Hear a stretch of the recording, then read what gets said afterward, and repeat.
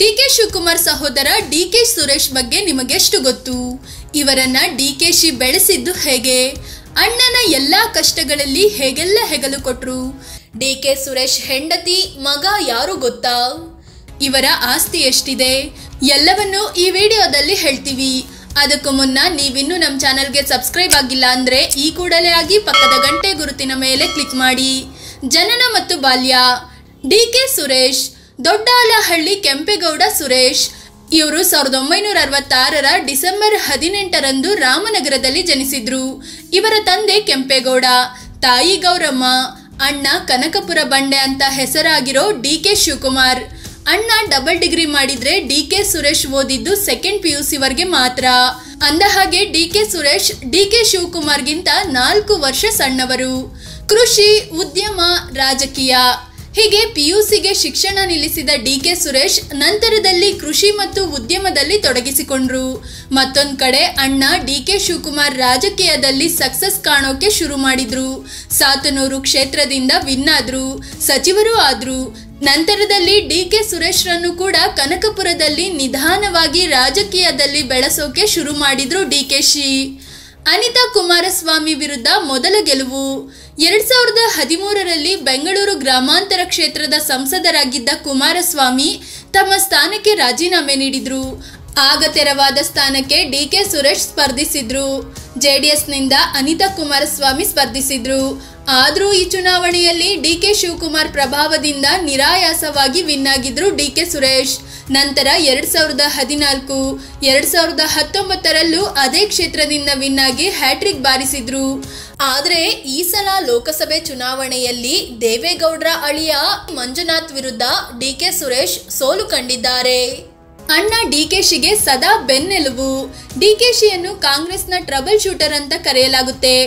ಆದ್ರೆ ಅದರ ಹಿಂದೆ ಡಿಕೆ ಸುರೇಶ್ ಪಾತ್ರ ಕೂಡ ದೊಡ್ಡದಿದೆ ಅಂದ್ರೆ ತಪ್ಪಾಗಲ್ಲ. ರಾಜ್ಯಸಭೆ ಚುನಾವಣೆ ವೇಳೆ ಗುಜರಾತ್ ಶಾಸಕರನ್ನು ರಾಜ್ಯಕ್ಕೆ ಕರೆತರಲಾಯಿತು.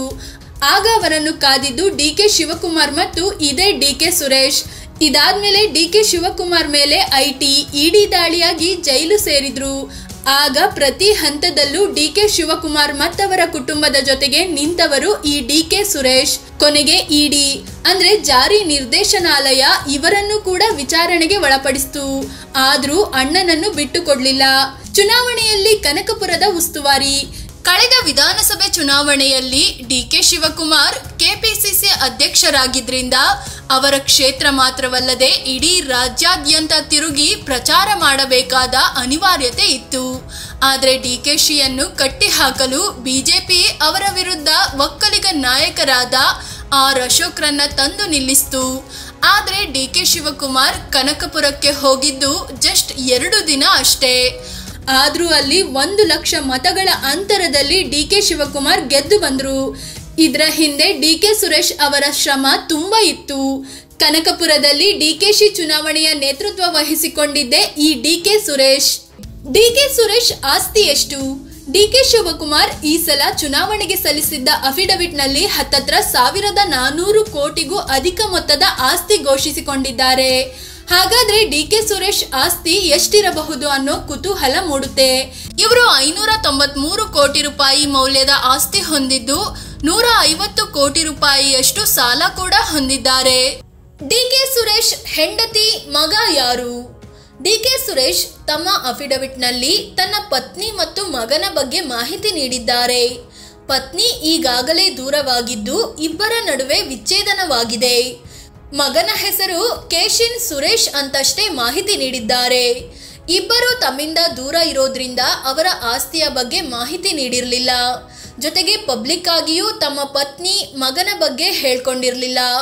ಆದರೆ ಇತ್ತೀಚೆಗೆ ಸಂದರ್ಶನವೊಂದರಲ್ಲಿ ತಮ್ಮ ವೈಯಕ್ತಿಕ ಜೀವನದ ಬಗ್ಗೆ ಮಾತನಾಡಿದ್ದಾರೆ.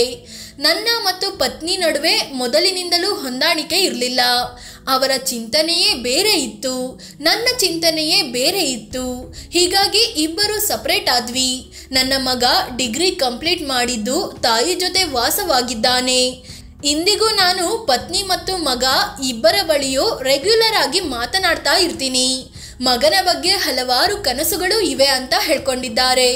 ಫ್ರೆಂಡ್ಸ್, ಇದು ಡಿಕೆ ಶಿವಕುಮಾರ್ ಮತ್ತು ಡಿಕೆ ಸುರೇಶ್ ನಡುವಿನ ಸಹೋದರ ಬಾಂಧವ್ಯದ ಕುರಿತು ತಿಳಿಸಿಕೊಡುವ ಪ್ರಯತ್ನ.